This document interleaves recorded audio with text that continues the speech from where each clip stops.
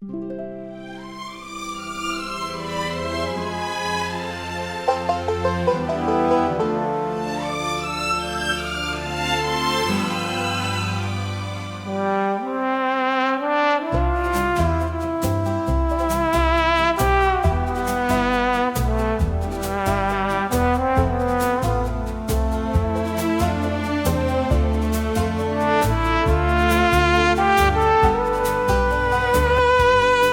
had a heart attack. I got in a car accident and broke 13 bones and cut part of my face off and ended up with bleeding on the brain. And my family was worried that I wasn't going to make it because it didn't look good. But I said to myself, if I can just come through this and get home, I'll start labeling everything that I've got. Almost everything in here has an interesting history to it. Everything. Everything related to the two families and to the West Weber Ward, and it all relates to pioneer history. Furniture, books, Valentines, artesian well.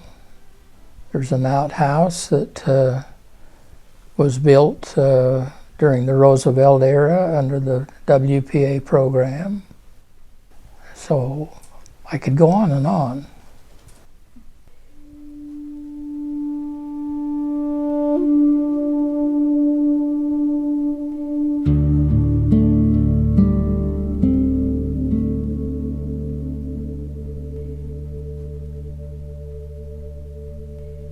Well, originally, West Weber was filled with Ute, Shoshone, and Fremont Indians.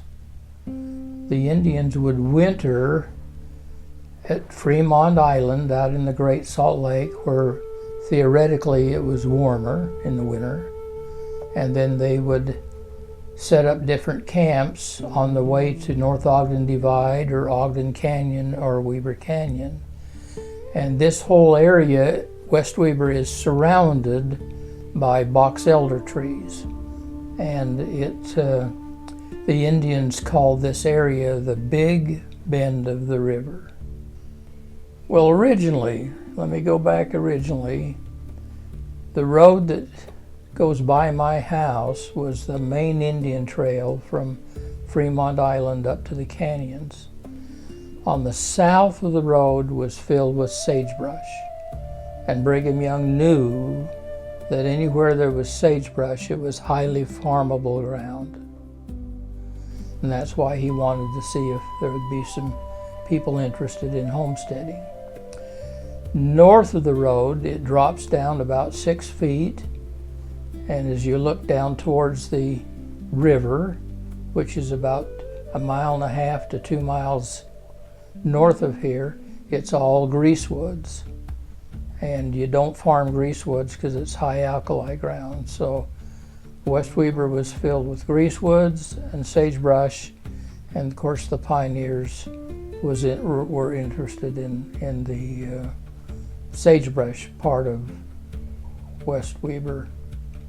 But it's just developed into a working community.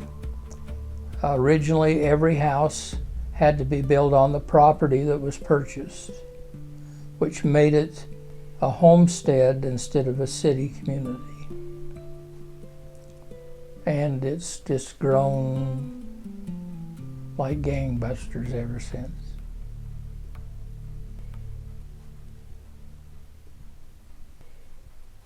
Now, the Indians would winter at Fremont Island, and then they would have different campsites. It would take them weeks to get up to the canyons.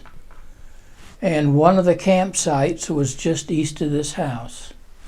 And I found this just east of the house. Wow. Grinding stone and grinding bowl and mano. All of these had been buried so that they could use them when they came back, because they're too heavy to carry. Mm-hmm. And these had to be heavy bowls in order to, so they didn't move around when they were grinding the corn. But these were just east of the house, so it was a hallelujah day. So the farmers all bought ground from this road south and west. And Brigham Young talked to about 11 families to see if they'd be interested in homesteading. And homesteading meant you had to plant your house on your ground that you bought. So the policy then was that you had to find Captain James Brown, who owned all of Weber County, and he was a Californian, and find him when he came into Ogden to visit. And he came frequent. And so Archibald found Captain James Brown and agreed to buy the minimum 15 acres at $10 an acre. And if there was greasewood ground attached to it, it was given to them free. And so this hayfield right here is the original 15 acres that Archibald McFarland bought to put his home on where we stand. And this ground, as far as we know, was given to Archibald because he knew it was non-farmable. It just becomes a big pasture, basically. I did a painting showing that when the 11 families came out, they each only had about one horse. And so they would hook their horses together and begin plowing or disking, whatever they did, to get rid of the sagebrush from this road south so that they could begin farming. People ask where I get these rocks from. And in my dating years, a long time ago, there weren't the things to do like there are today. So I would take the girls up to Monte Cristo, and these are fossil rocks from the top of Monte Cristo, which shows you how high Lake Bonneville was at one time.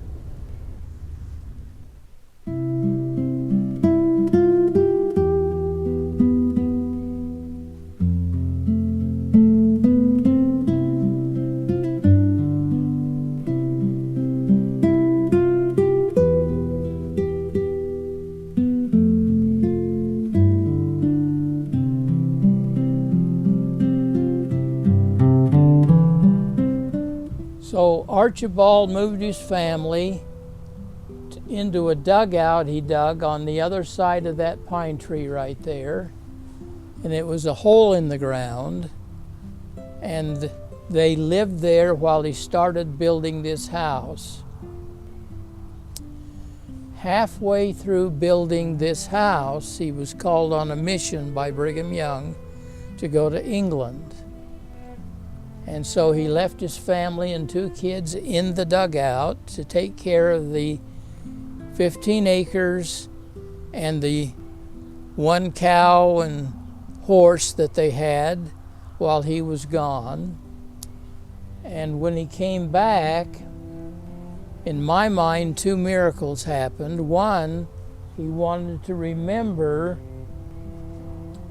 his trip to England by, so he brought this little 6-inch sapling and planted it right over there. And that tree's been there for about 170 years now. And it's a black elm from England, and as far as horticulturalists tell me, it's the only black elm that they know of in Utah. The other thing that he fell in love with, that I call a miracle in England, is he fell in love with Victorian architecture, and so he finished this house off as a gingerbread home, a Victorian home. And so this home was completed in 1867. And here's a good example of this tree is turning, and I'll bet you within a week all those leaves come down, and they come down in about 2 days. But you can see how black, that's why it's called a black elm, how black everything is. Well, the home, not only is it a gingerbread home, but the foundation is all rock, hand split, brought from Weber Canyon. And so the brick, local, straight up the street, and the wood, local, from North Ogden Divide. Those were the Home Depots back when. So one of the interesting things of it is that when he completed the house, at some point he said to Isabella, his wife, he says, Brigham Young gave me permission to take a second wife. And so he built that red house right over there for his second wife. And then at some point, he said to Isabella and Elizabeth, Brigham Young gave me permission to take a third wife. And there's a home on the other side of that red home that was for his third wife. And all 3 homes are still lived in today. Now, my home has a date of 1867. The red home has a date of 1872. And the other home, we haven't found a date, but it was the third home, so it would have been after 1872 when it was built. So this house and property was kept in the McFarland family after Archibald died until 1931. And then in 1931, my grandpa and grandma, David W. and Amanda Hancock, bought this ground and the house from the McFarland family, and it's been in the Hancock family ever since 1931. When my grandpa died, my dad bought it from his mother, my grandma, to help give her some money to live. And then when she died, I bought this house 40 some odd years ago from my dad. Dad said, if you don't buy it, it'll be taken down. And so I bought it and decided to restore it and live in it forever.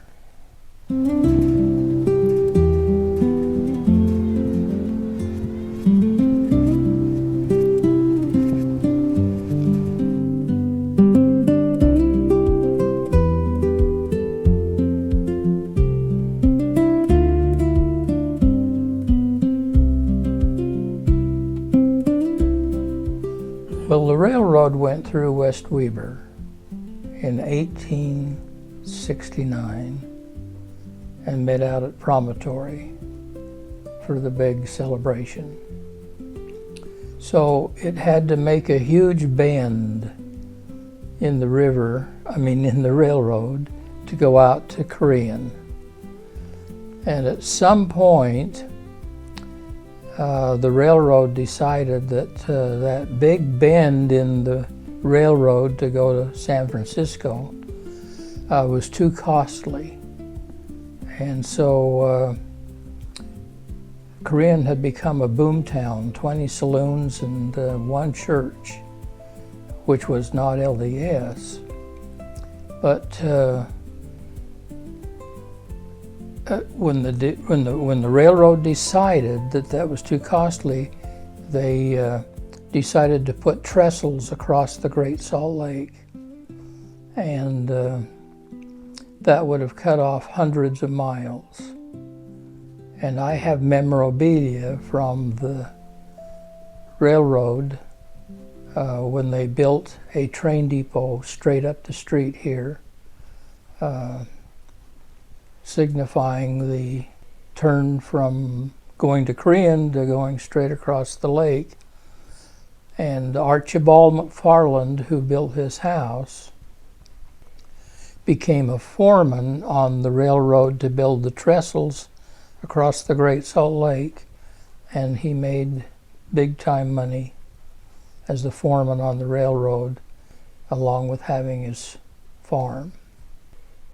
So if you go up the street and turn on to 12th, you'll see a wide area there between the road and the railroad that's just all gravel. And that's where this building stood. And this building was built in, says where, 1903. And so it was built and torn down before I ever was aware of it. But the interesting thing of it is, you can see I've yellowed in a circle right there. There's a tree that goes up here, and behind the tree is a tall little building. And for some reason, they left that little building straight up the street.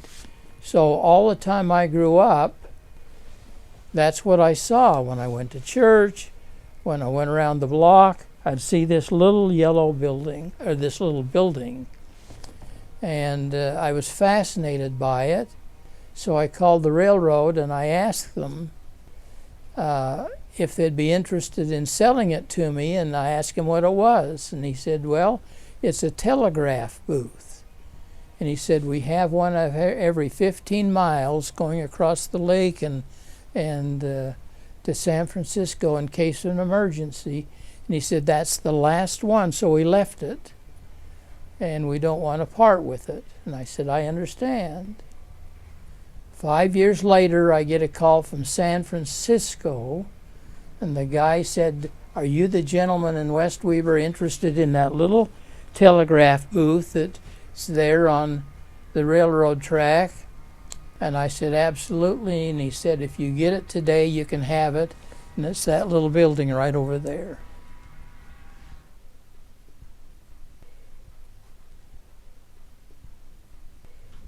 This is the first church house that was built out of brick straight up the street. Everything I'm showing you is on this street here. This building here was built in 1888 from brick straight up the street. It was Ogden's first brickyard. And I've got a couple of samples there behind Jacob on the floor of the brick that came from the brickyard straight up the street. I own a building in Ogden, and the brick on that building came from the West Weber, well, it was called the Ogden Brickyard, but here in West Weber.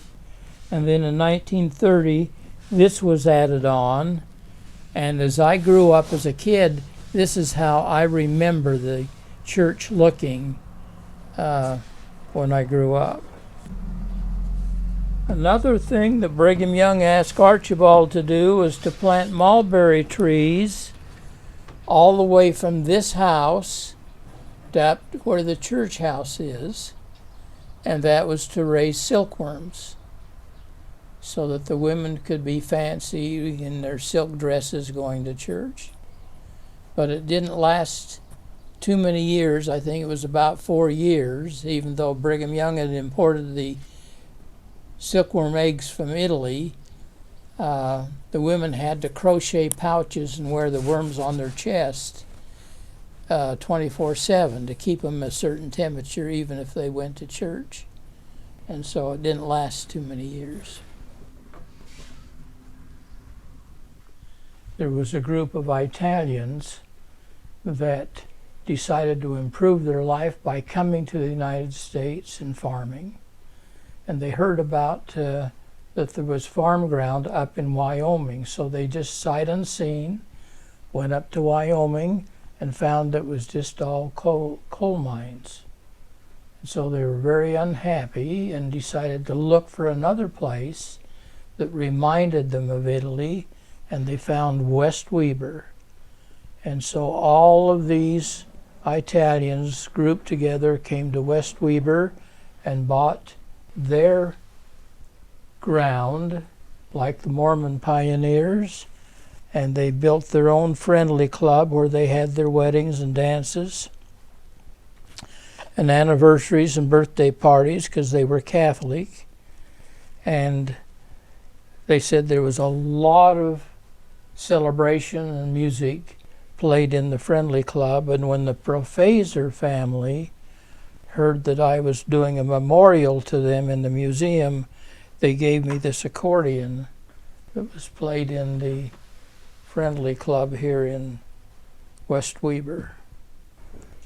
I told you there was a store, the first store in West Weber was called Charlotte Mills Store, and I happened to be driving by after they had torn it down, and I ran out of the car and found all this glassware that came from the Charlotte Mills Store.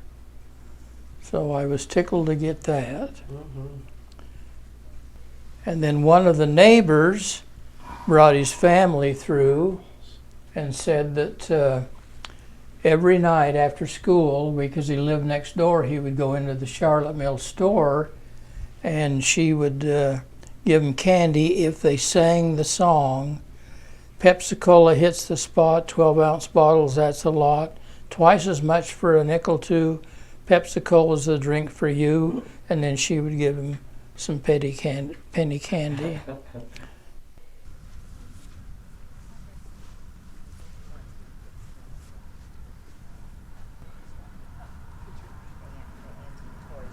In 1903, this school was built straight up the street, and it was there until 1928. In 1928, this school was built right where this school is, and Frank Lloyd Wright and his firm, Leslie Hodgson, imported tile. See those dark, those light areas going across that roof?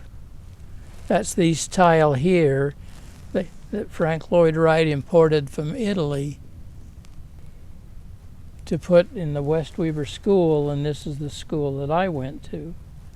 And then it was torn down, and the present school is in the same footprint.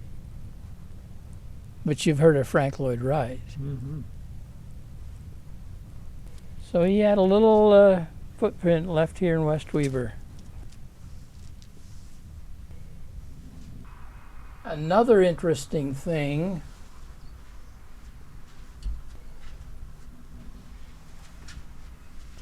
is behind that red car, there's a white fence that's in front of that house right over there.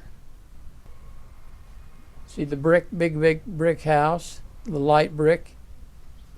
Well, there's a fence in front of it, and my twin brother owned that, built and owned that home.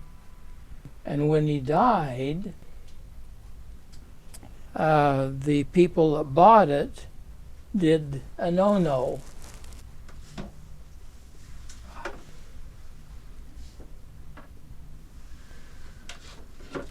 This is what was in front of that white fence. It was a row of black walnut trees, and they're a very hard wood. And my brother knew they were probably planted by the pioneers.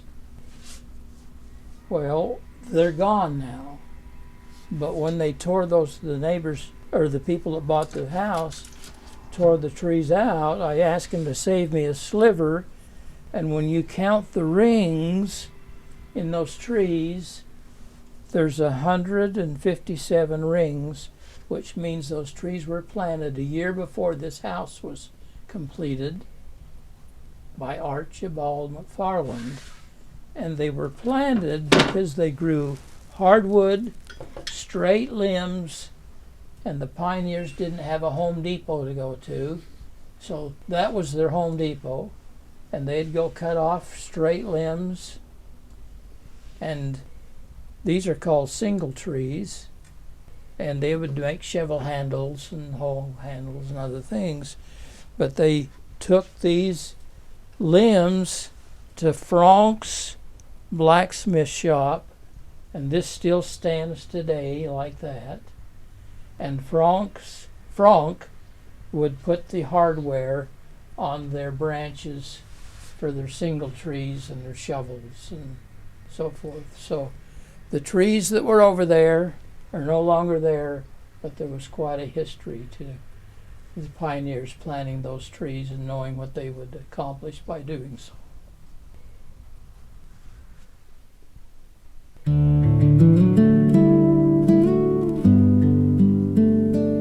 My earliest recollections on the family farm was helping my father harness his 2 draft horses. Some of the harnesses in the shed go back to my grandfather's time. As the farm acreage grew, Dad bought his first tractor about 1945. Besides the farmland, we had chickens, pigs, and several cows to milk twice a day, 7 days a week. The antique implements in the yard were originally horse-drawn. They were later converted to be pulled by a tractor. Other than family lunches and dinners, all of our day was outside or in school. I fell in love with being a country boy, feeding the animals, planting and harvesting the produce, etc.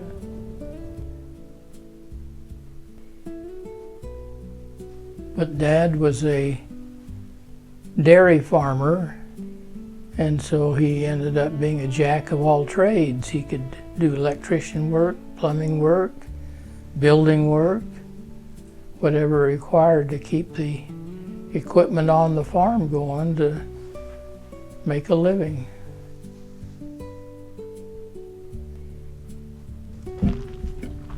Here's a theme, by the way, that I love. I've had other people say, I got to go home and dig my stuff out and put it on display. But this building, in the early 30s, after my grandpa and grandma bought this house and property, my grandpa and my dad, when he was 12, took that buckboard over there and went into the Ogden Railroad yards when they did away with the wooden boxcars. And they tore 3, because that was Home Depot then. They tore 3 wooden boxcars down. I don't know how many loads it took, and hauled it out here and built this chicken coop. And they raised 1,000 white leghorn chickens for years to supplement the income from the 15 acres.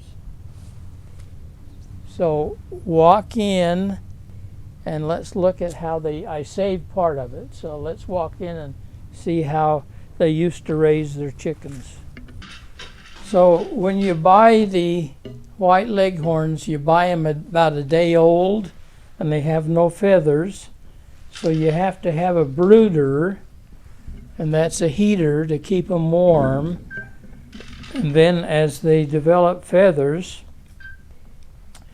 you raise the brooder up a few inches every few days, and then you'll start seeing a few chickens run out and run around and back underneath the heat. This is where they slept, up on the roost back there. And then this is where they laid their eggs. And this whole building was sectioned off and looked like this room here that I've preserved. And here's a handmade water trough that my grandpa would have made, and had water coming from the artesian well, a dribble of it, to feed the water to the chickens. Don't let the chickens chase you out. I own 3 tractors. They're all family related.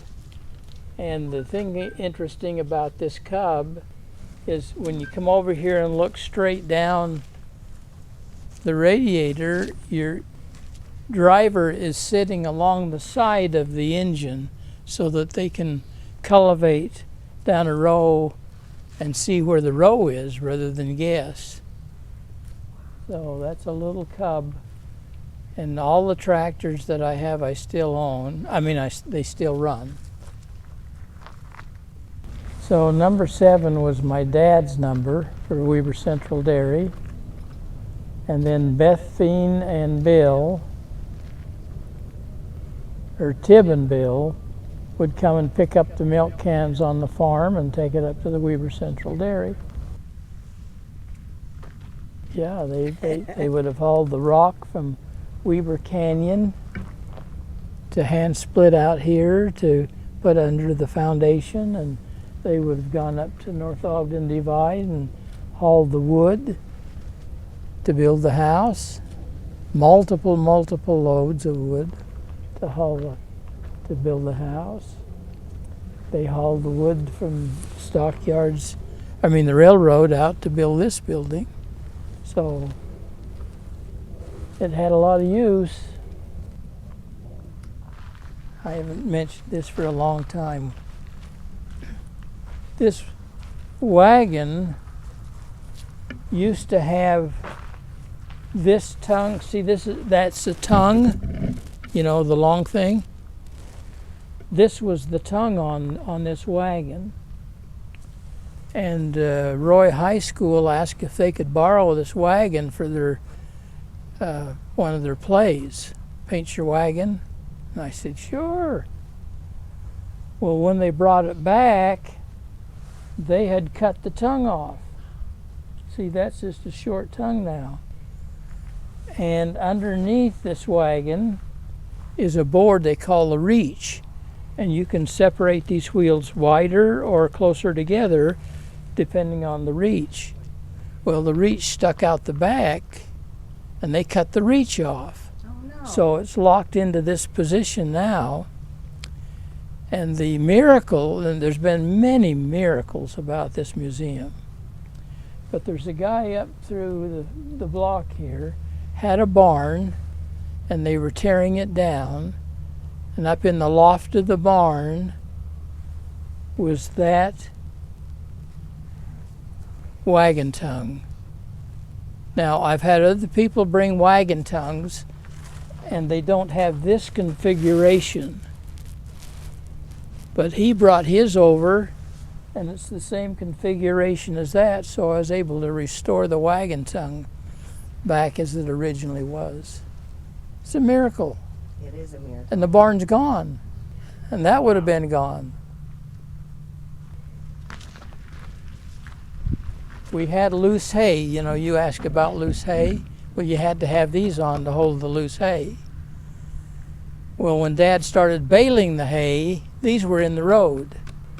So Dad took these off, and when I grew up, it was just a flat rack. Well, like this, just a flat rack. And my twin brother had it over to his place for 20 years, just sitting in the backyard.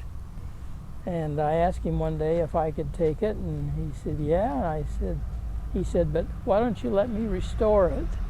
So he and his boy restored it back to how it originally looked with the uprights on the ends.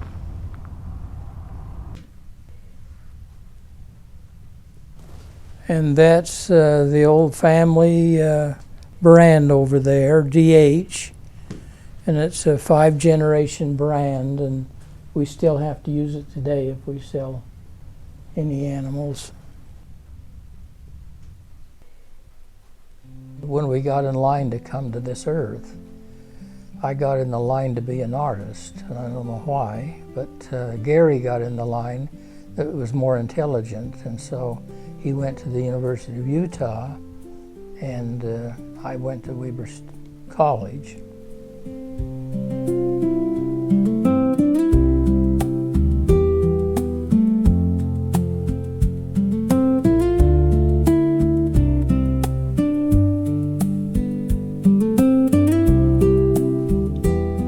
I bought this house from my dad in 1972. And all my life I've been interested in anything that was old, antique, or I couldn't identify, to try and identify it at some point. It's hard to say what some of the early collections that I have. In the man cave, I've got a $5 gold piece that I found in the family garden that has a history to it. In 1948, I received a little print of a ship for my attendance in Sunday school, and I've still got it. And Dad and Mother gave me a real porcelain pig bank, and I still have that. So I've just hung on to stuff as I've found it and had it over the years. I used to be a art teacher for 15 years, and the art program that I was running became so large that it became a school within a school, and I was the first and only teacher that had an adult aide, an adult secretary, and Utah State promised me 2 student teachers a quarter, and Weber State promised me 1, so it became a school within a school. Then I got my master's at Brigham Young University in guidance and counseling. I believed in youth and their potential, and I just wanted to help them along the way. I've done a ton of African paintings and a ton of Indian paintings when my health was better. I'm really known for my animal paintings, and this one is 4 times that size, and it's in the Capitol building. There weren't the things to do like today with dating, and so I would take the girls up to Monte Cristo, and up on Monte Cristo there was one mountain of shale, and you could break the shale and find fossils. I got a call in the middle of the night from a girl that said, "Bury me next to Mike," and I could hardly understand her because she was so strung out on drugs, but I knew who she was talking of, a guy that had been buried in the Hooper Cemetery. So I called the sheriff, and the sheriff, I said, "You got to meet me at the Hooper Cemetery as soon as possible," and I got there before he did, and she was already passed out on his grave. And so there's an article in there called "The Call in the Night" about that incident. I mentioned to you that I raised horses for 35 years. I raised paint horses and registered them, for what reason I don't know, just to put money into them. But this was my first mare, crisp and gold. And this is her certificate here. And then this was her first colt, Sugar Crispy Bars. And this is her certificate over here. So that's why I've got the carousel horses. Well, I've always collected things, but they've always just been put in drawers and cupboards and out in the shed and different places. And I would look at them on occasion, you know, or run across them, and I wondered if my family would appreciate what I've got and would, because none of it made sense, and would throw it away. So when I got home and got feeling strong enough and better, I started labeling everything, and it all seemed to fit a certain amount, different themes. And there's 10 rooms in the house, and I was able to fill 10 different rooms and a full shed out there full of stuff that I had found and collected and had been given over the years. In 2009, we celebrated a 150-year celebration here in West Weber, and my mother at 95 was the Grand Marshal. You know, there's so many questions I would have asked her and my dad and Grandpa and Grandma had I known I was going to do a museum.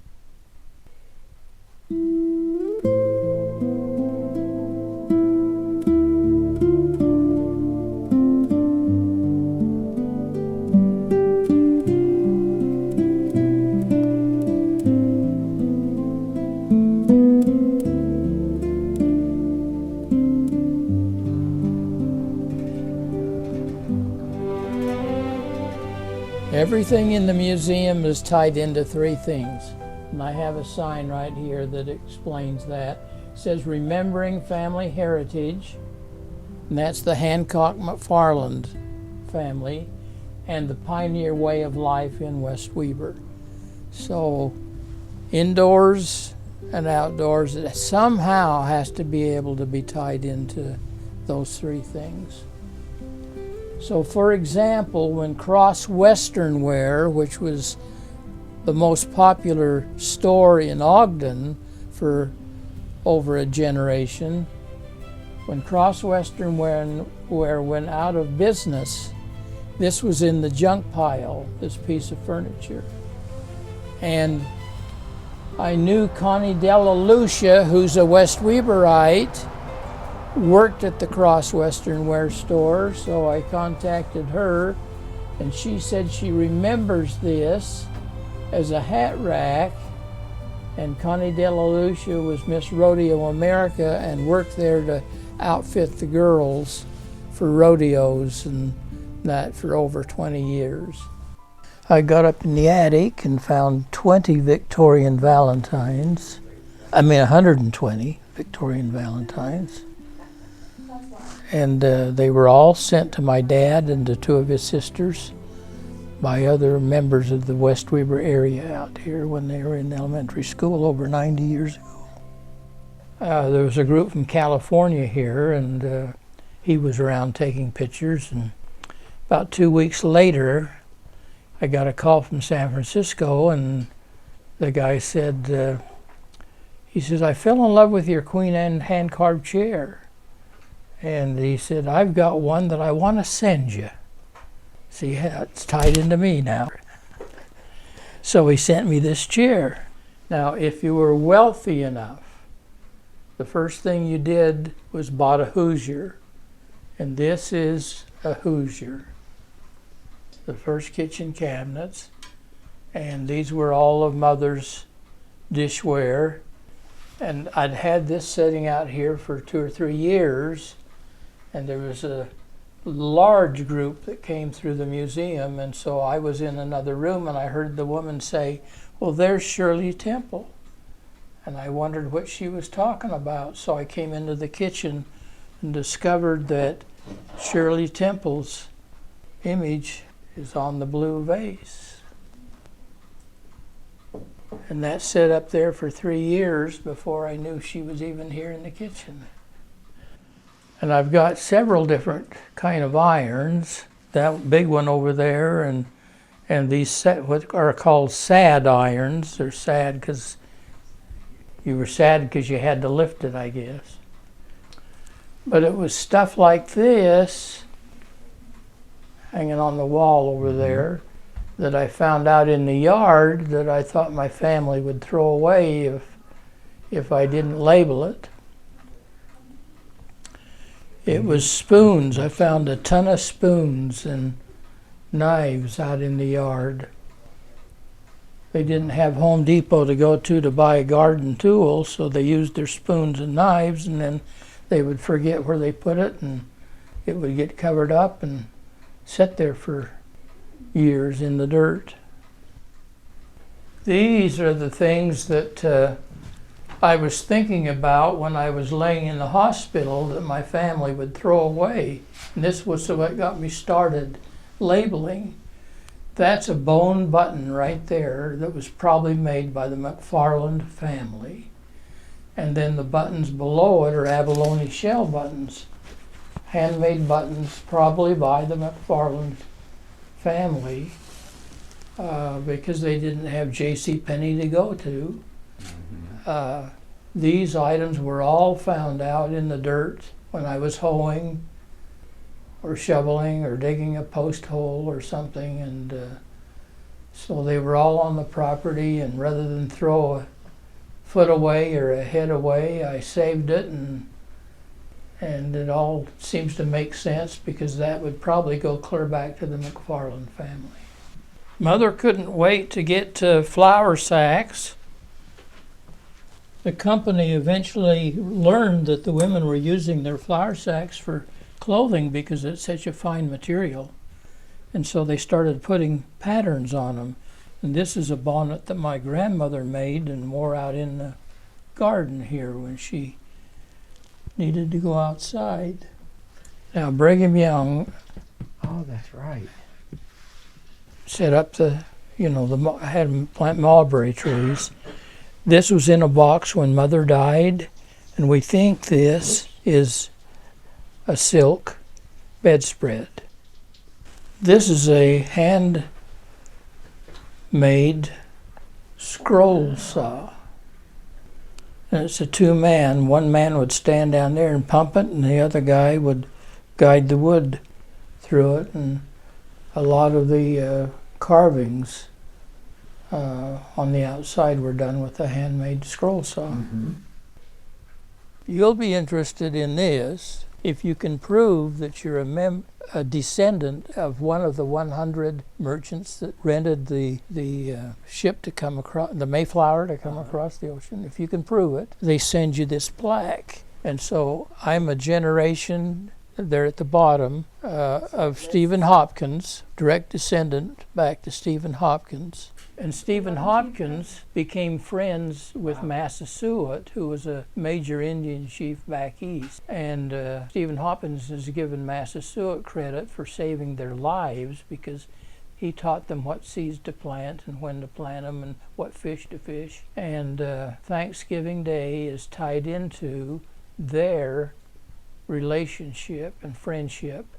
And 5 generations down, Deborah Lewis married into the Stephen Hopkins family, so I have Massasoit blood in me.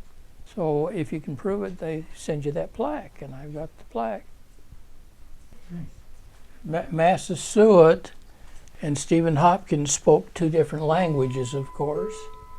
And so there was a young Indian, 12 years old, captured by the British. He was in England for 2 years and learned English. He was sent back. Massasoit accepted him into one of his tribes, and because he spoke English, he became the interpreter between Massasoit and Stephen Hopkins. And his name was Squanto. And I've got a book on the life of Squanto. This is the Hancock coat of arms, and it's pretty self-explanatory.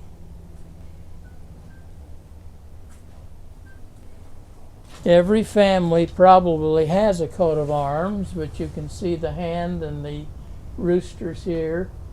So apparently, at some point, our ancestors were raising chickens, and when they adopted the surname, they come up with the name Hancock, and it signifies courage, and then we're related to John Hancock, who signed the Declaration of Independence, and a couple of presidents, John Adams, John Quincy Adams, and on down. This is the old artesian well. I've closed it down for winter, but it had the original pump, and they would pump water out into a basin and also pump water into the kitchen, and I've got a pump in the kitchen that resembles this pump here. And then you've got to see the old President Roosevelt's WPA program outhouse. Stamped on the floor is WPA. And in the 30s, President Roosevelt was concerned that there were millions of men unemployed, so he came up with the WPA program and set up CCC camps. And each camp was assigned a different task. Some would do terracing, like above Lagoon, because Lagoon was flooded at one time before terracing was there, and I lost a relative in that flood. Other CC camps went up in the canyons and either built trails or improved the trails. And one of the CCC camps came through West Weber and built outhouses, and that's probably the last remaining outhouse from the WPA program. But I wanted to show you this. One, you can't tell anybody. Okay. In 1950, the government was petrified, really, that Russia might invade because of Hillfield and other Army, facilities. So they come up with the plan that if they could type everybody's blood type on their bodies, maybe it would speed up emergency needs in case of a bombing or invading. And so the government approached the LDS Church because they knew they were organized, and the church gave them, I think it was 8 wards across the country that they could try this program in and see if it worked. West Weber was one of the wards.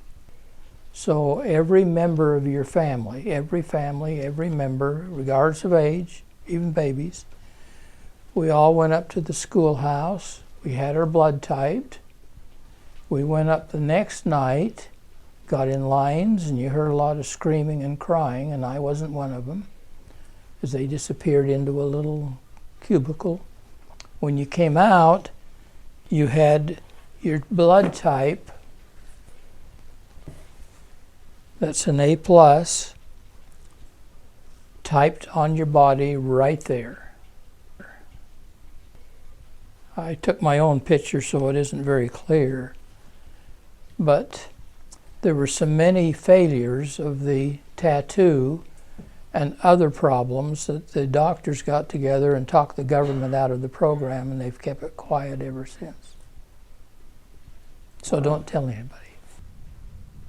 What I do was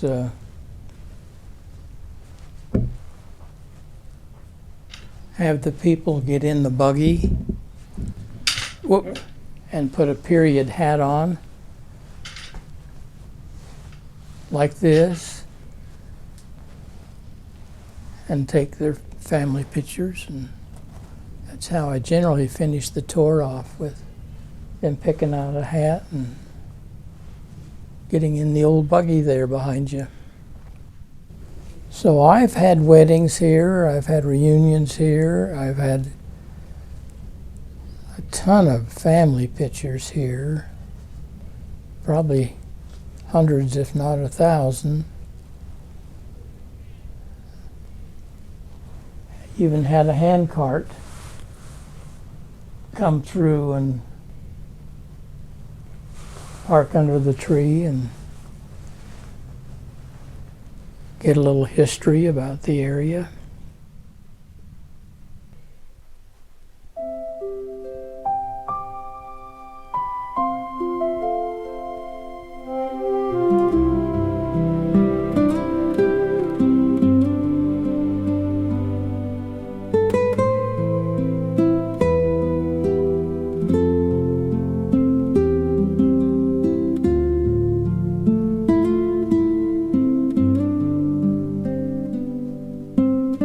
Oh, just to remember the past. Some of the most gorgeous architecture is still around, but a lot of it is gone.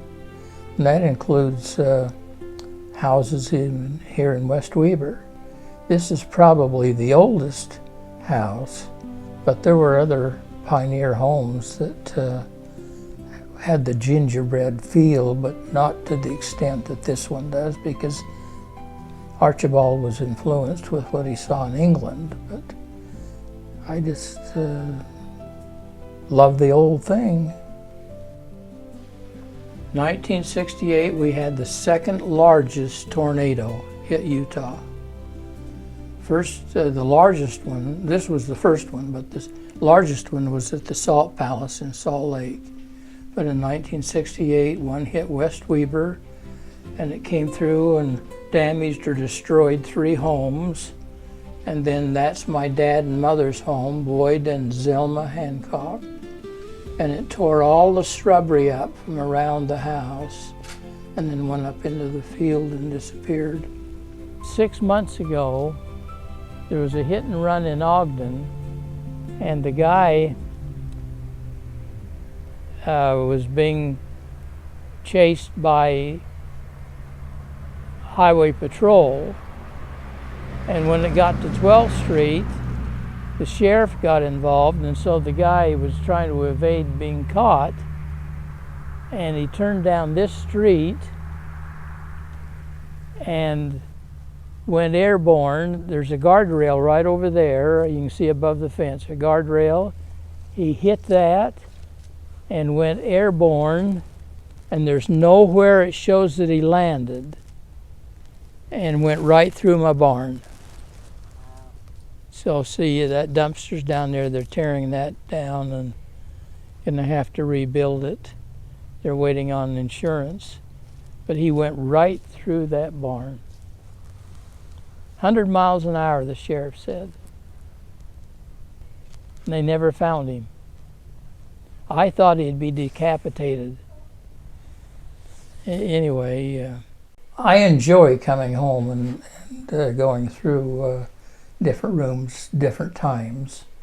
And other people seem to as well. So I've set this museum up in a trust for over 200 years, hoping that it may stay exactly as is and not be sold off piece by piece and at some point replaced. So it's in the trust for 200 years.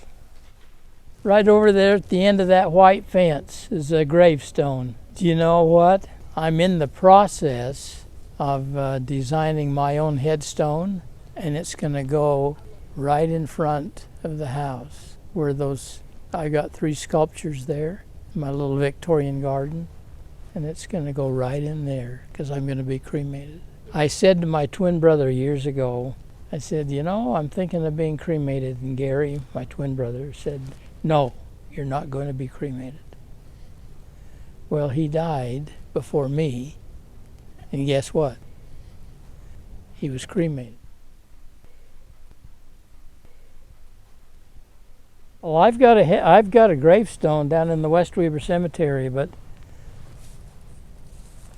I've got this set up for 200 years. So if people want to see me, they got to come here, not go down to the cemetery.